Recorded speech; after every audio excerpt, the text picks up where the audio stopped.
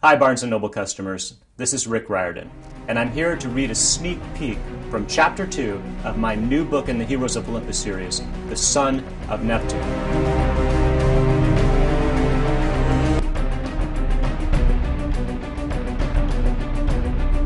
Percy thrust out his hands. An intense tugging sensation filled his gut, and the Tiber River obeyed his will.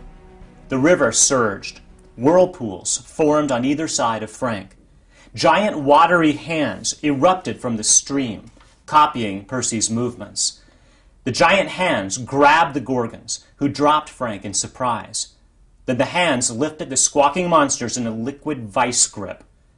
Percy heard the other kids yelping and backing away, but he stayed focused on his task. He made a smashing gesture with his fists, and the giant hands plunged the Gorgons into the Tiber. The monsters hit bottom and broke into dust.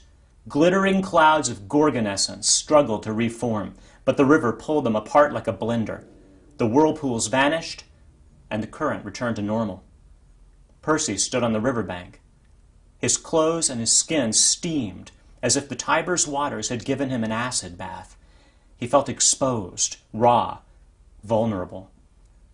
In the middle of the Tiber, Frank stumbled around, looking stunned but perfectly fine. Hazel waded out and helped him ashore. Only then did Percy realize how quiet the other kids had become. Everyone was staring at him.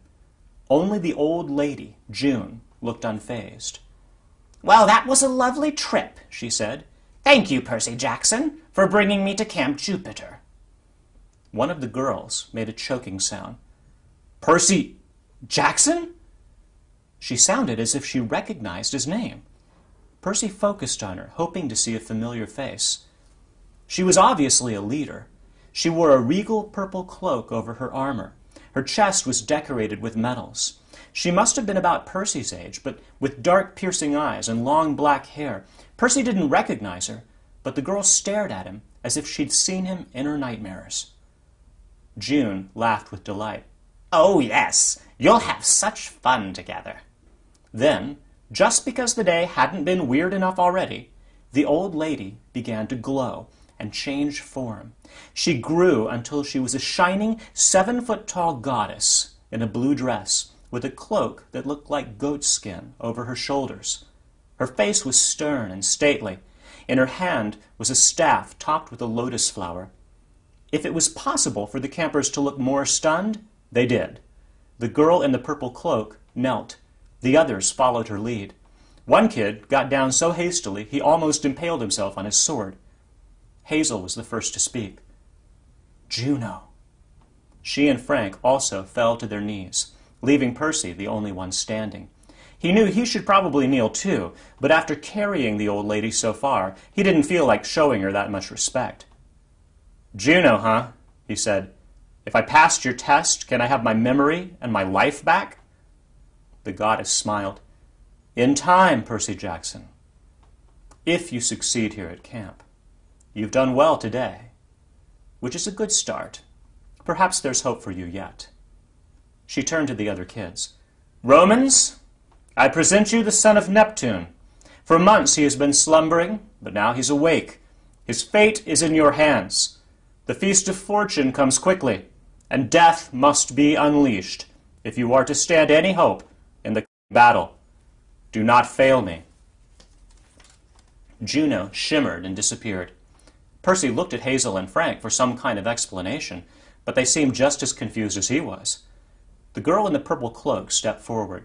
She examined Percy warily, and Percy couldn't shake the feeling that she wanted to run him through with her dagger. "So," she said coldly, "a son of Neptune, who comes to us with the blessing of Juno." "Look," he said, "my memory's a little fuzzy. It's gone, actually. Do I know you?" The girl hesitated.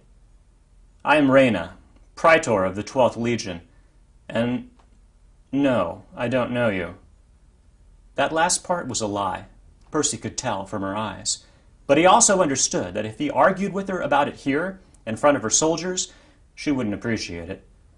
"Hazel," said Reyna, "bring him inside. I want to question him at the Principia. Then we'll send him to Octavian. We must consult the auguries before we decide what to do with him." What do you mean? Percy asked. Decide what to do with me. Raina's hand tightened on her dagger. Obviously, she was not used to having her orders questioned. Before we accept anyone at camp, we must interrogate them and read the auguries. Juno said your fate is in our hands. We have to know if the goddess has brought us a new recruit. Raina studied Percy as if she found that doubtful. Or, she said more hopefully, if she's brought us an enemy to kill. And that's a look at the son of Neptune.